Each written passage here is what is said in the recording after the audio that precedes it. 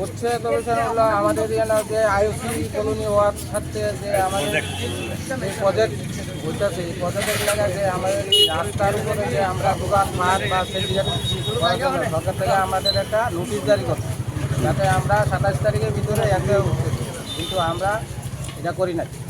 তখন আমরা যে এই যে ক্ষতিপূরণ হইব এই পয়সা যত পর্যন্ত আমরা না পাবো অত্যন্ত পর্যন্ত তো আমরা তুলতে পারি না। তখন আমরা ডিএম অফিসে গিয়েছি করে বলেছেন যে ইয়া করতে হবে, তুলে দিতে হবে 2 মাসের ভিতরে আমরা ক্ষতিপূরণ দিয়েছি।